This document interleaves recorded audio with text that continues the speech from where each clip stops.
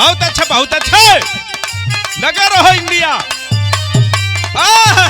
जिया बहादुर हवा।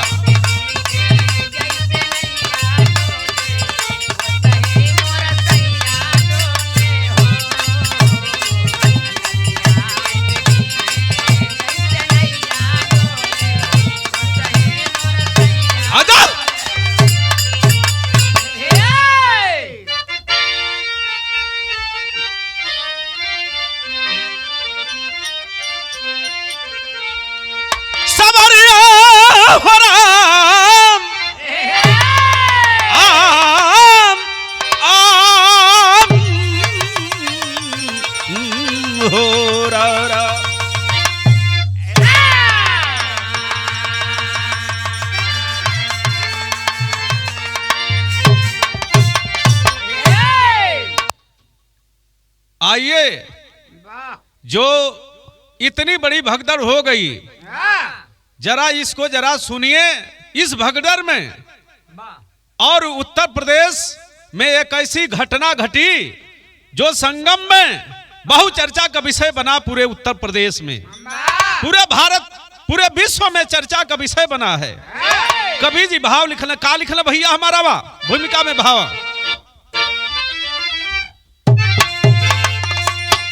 कुंभ की चर्चा चारों तरफ साथियों, वेद कहता नहाने से तर जाओगे। भक्ति पूजा अगर ना जीवन में करे, विपदा आएगी ऐसी उजर जाओगे। यही करने से जीवन जो होता सफल, तब पढ़ाई लिखाई से क्या फायदा। चोरी हिंसा लड़ाई का क्या कायदा। कुंभ में मर गए मिला क्या जायदा।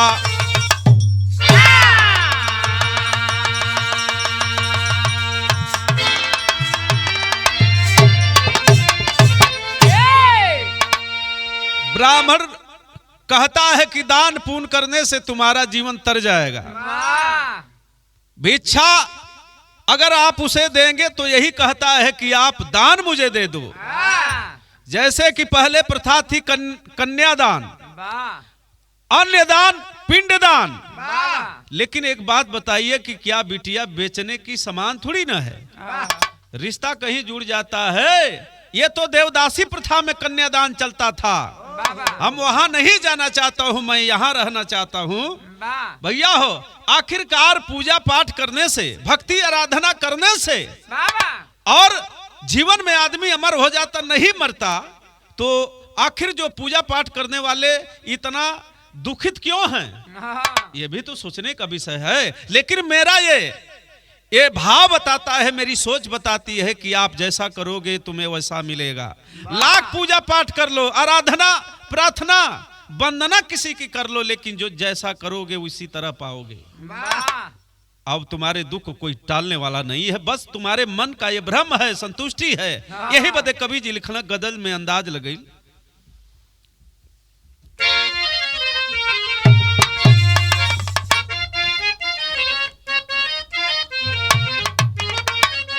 जरा सोचिए, ये बिरहा अलग तरह का गावत है कि इतने करीब, कितना करीब, अरे इतने करीब आके दगा दे गई मुझे हो।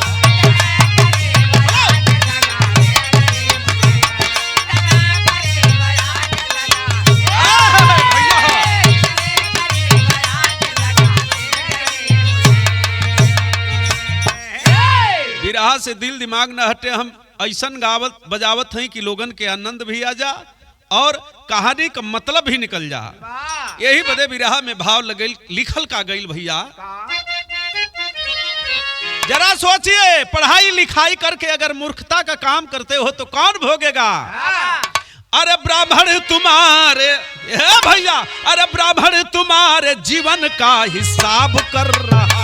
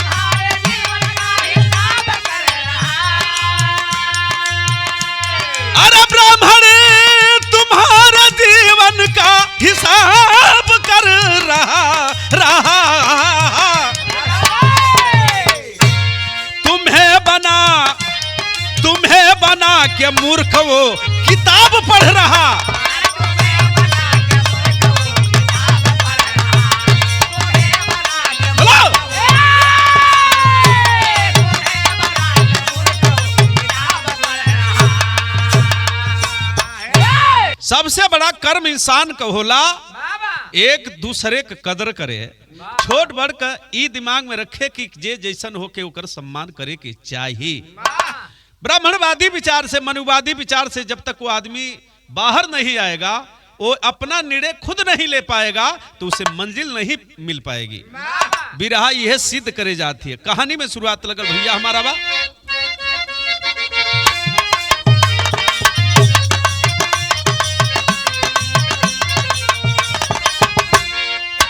कोने कोने से लोग कुंभ अंदर आए हैं, कोने कोने से लोग कुंभ अंदर आए हैं, पहुंचकर कुंभ देखे डुबकी तब लगाए हैं।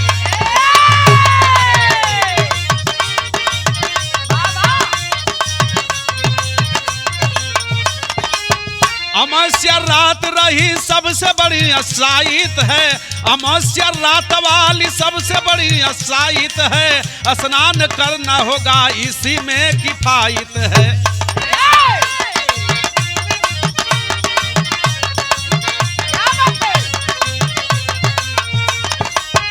मौत इंतजार करे जो भी मरने वाला है, मौत इंतजार करे जो भी मरने वाला है, डुबकी लगाओ जल्दी प्यास बुझने वाला है।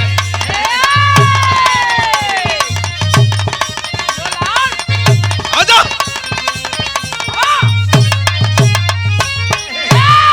संगम त्रिवेणी में एक नहीं, दो नहीं, लाखों नहीं, करोड़ों मेरे साथियों पूजा पाठ करने के लिए, स्नान दान ध्यान करने के लिए लोग पहुंचे हैं।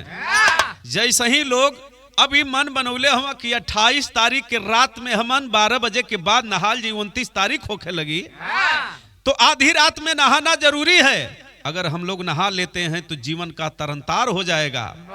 144 वर्ष के बाद महाकुंभ लगा है। सबके दिमाग में तो ये बात तौले हाई अलर्ट जारी हो गल प्रशासन के तरफ से कि जिसको नहाना है जल्दी नहा लो, वरना भगदड़ होने वाला है।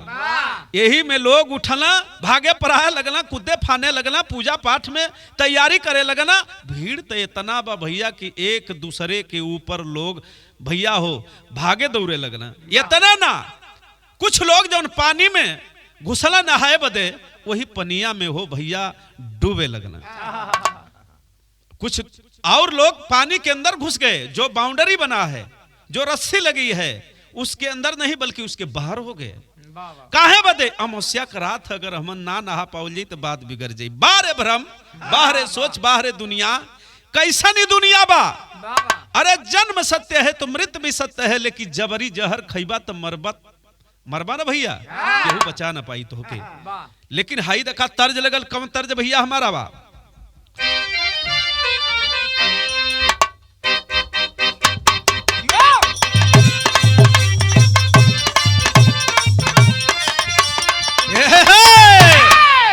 उहे तर्ज बा। ए गोरिया का जिया लाल, ए गोरिया का गोरे गोरे गाल, बवाली बिहार में करी हो।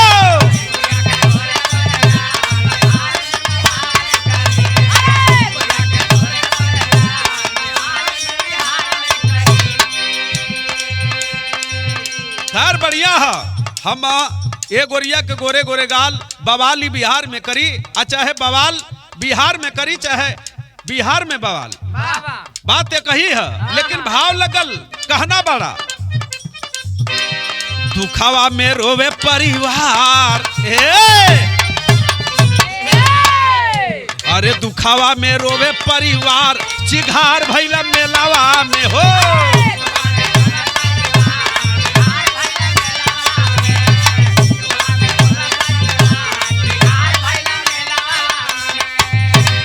अट्ठाईस तारीख 12 बजे रात जब हुआ, 29 तारीख हो गई, भगदड़ मच गया। इतना ना, अरे भइल हड़कंप भारी, मचा को हर राम हो।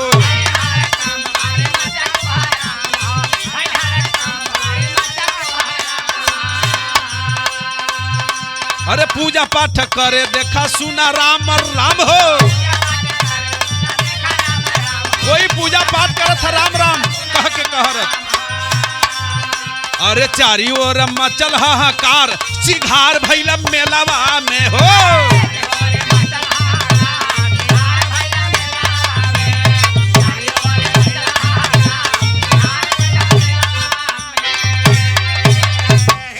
उनतीस तारीख का सुबह होते पेपर पत्रिका सोशल मीडिया चिल्लाना शुरू करती है, अरे महाकुंभ में भगदड़ मच गया, बहुत लोग मर गए, बहुत लोग घायल हो गए। मेरे साथियों, आखिरकार बताया जाता है कि 85 लोग तो तुरंत मर गए, 150 से बेसी लोग घायल हैं। कुछ मीडिया वाले बताए कि 1500 लोग घायल हैं, तो कुछ कौन क्या बता रहा है? मीडिया पत्रकार सोशल मीडिया बता रही है।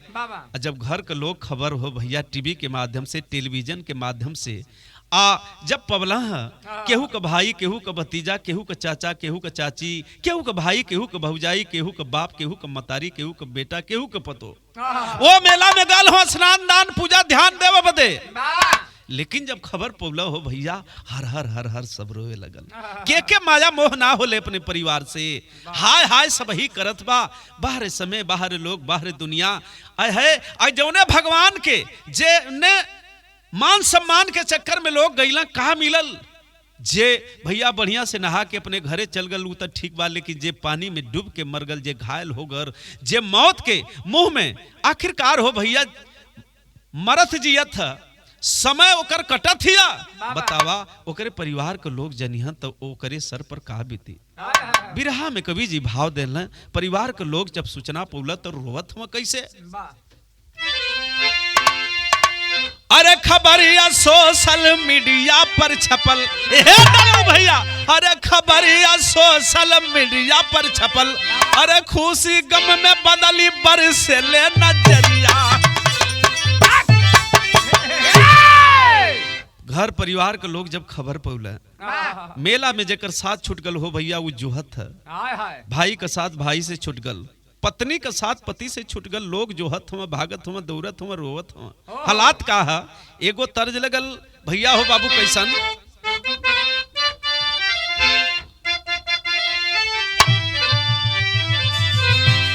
अरे तोहके चढ़ई बा मैया, अरे तोहके चढ़ई बा मैया, अरे नारियल चुनारिया हो की गंगा जी।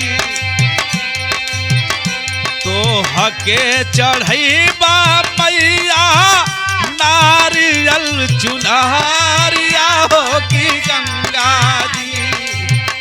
बोझल नैया कैदा किनारवा हो की गंगा जी। बोझल नैया कई देबू,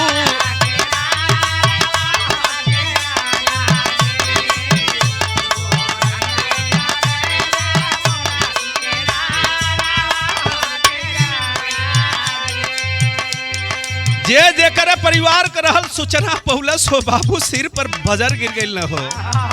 बिहारा बिहार रोवा बाप महतारिया हो खबरिया पवले। बिहारी बिहारी रोवा बाप महतारिया हो खबरिया पवले। काहे विधाना मरला बिच तू धारिया हो खबरिया पवले। काहे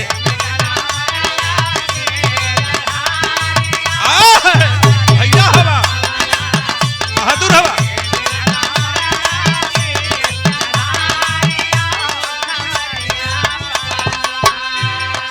भैया। केहू का बेटा मरला, अरे केहू का पतोहिया, केहू का भाई मरला, मरली भाऊजाइया। केहू का भाई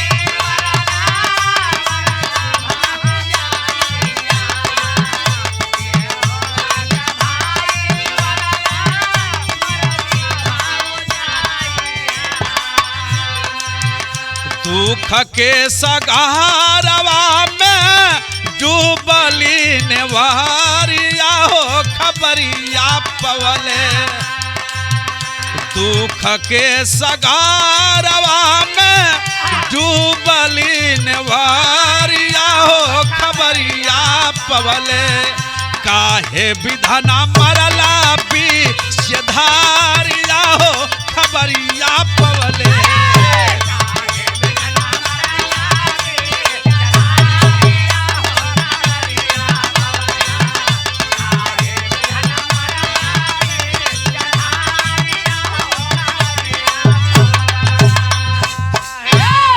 भैया हो आदित्यनाथ जोगी जी महाराज उत्तर प्रदेश मुख्यमंत्री साहब जितने घायल लोग हैं उनके लिए दवा उपचार की व्यवस्था बढ़िया कर रहे हैं, उपचार जारी है। लेकिन जो मर गया उसका क्या, जो मर गया उसके लिए क्या कोई कर सकता है।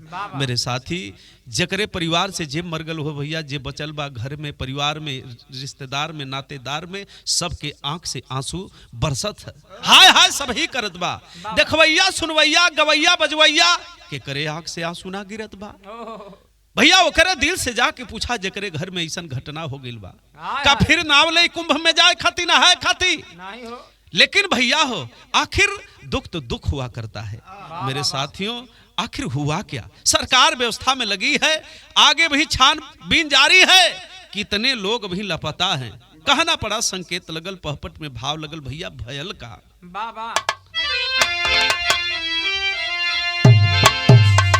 अरे जकर घर का बुझ गई दिया नवा नाचा नवा हो, अरे जकर घर का बुझ गई दिया नवा नाचा नवा हो, अरे 20 हो गई महाकुंभ नवा नाचा नवा हो, 20 हो गई महाकुंभ नवा।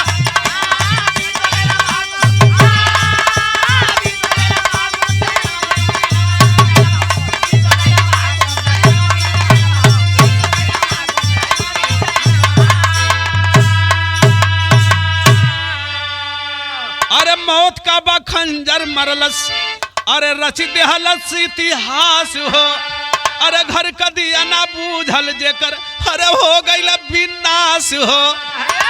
भैया हो 28 जनवरी अरे मच गई तूफानवा नाचा नवा हो, अरे काहे बिदना लुट ले हला खजनवा नाचा नवा हो।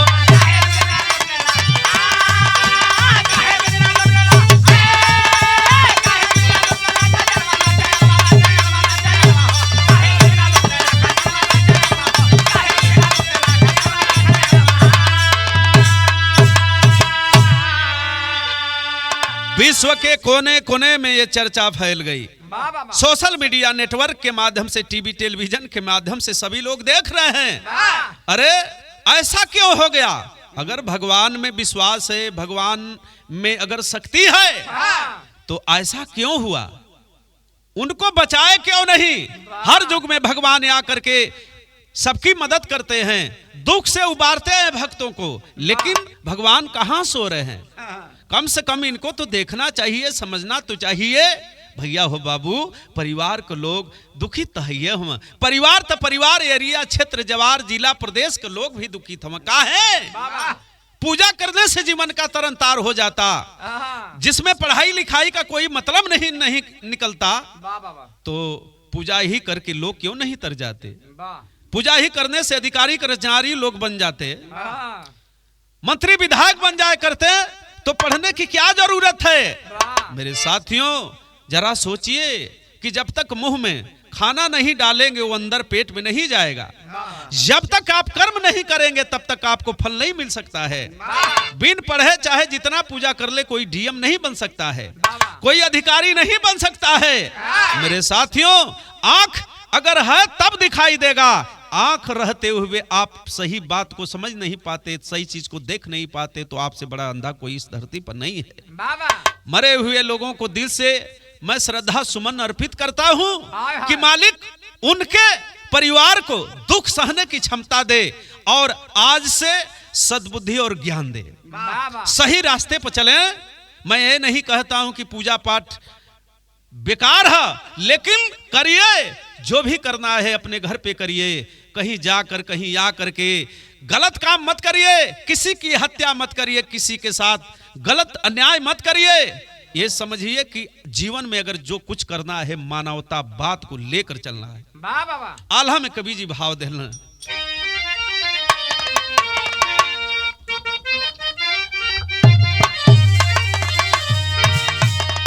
सवाल करत हो लोग कि भक्त भगवान से अरे भक्त भगवान से सवाल कैल तहिया भैया हरदम निभवला अपने सेवकन का साथ।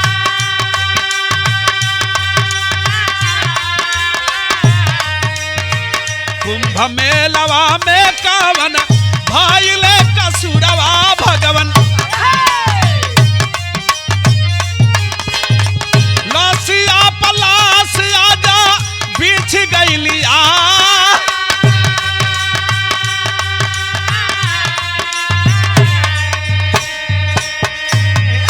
तमाम मीडिया पत्रकार के लोग सवाल करते हैं कि वो भगवान जिनके श्रद्धा के लिए लोग गए थे वो कहां सो गए, क्यों नहीं बचाए, कहां थे, क्या कर रहे थे। लेकिन भैया हो कि केहू का बूढ़ावती का छीनल सहारा, अरे केहू क्या बूढ़ावती का छीनल सहारा, अरे केहू का छीन गईला मांगी का सिंगारा, अरे केहू का छीन गईला मांगी का सिंगारा। अरे हाय हाय कर सुना लोगवा लू गई, अरे हाय हाय कर सुना लोगवा लू गई। अरे महाकुंभ कांड का भैला हाहाकारा, अरे महाकुंभ कांड का भैला हाहाकारा।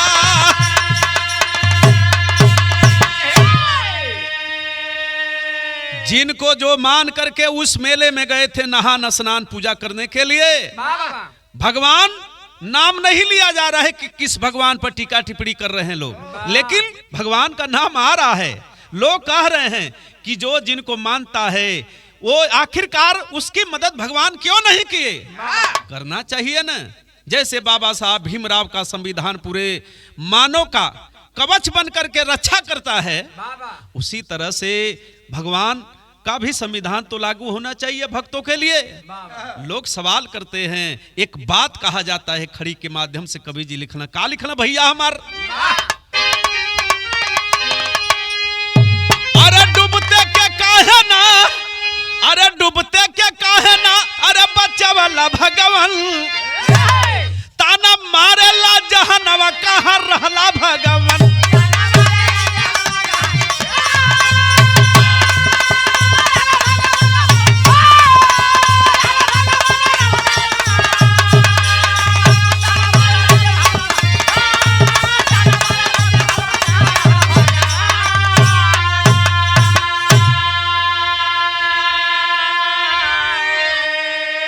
कहीं सत्संग में भगदड़ हो जाता है, एक नहीं हजारों लोग मर जाते हैं। बताइए कैसे कोई विश्वास करे, कोई कहां डूब के मर जाता, कहीं किसी का एक्सीडेंट हो जाता।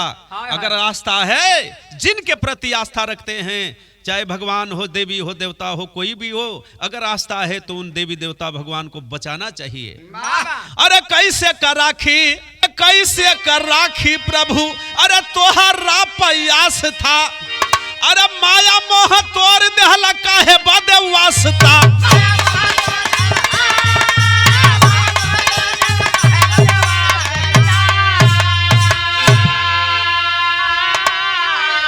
अरे सजल बगिया में अगिया लगावला भगवन, तना मारेला जहनवा कहाँ रहला भगवन।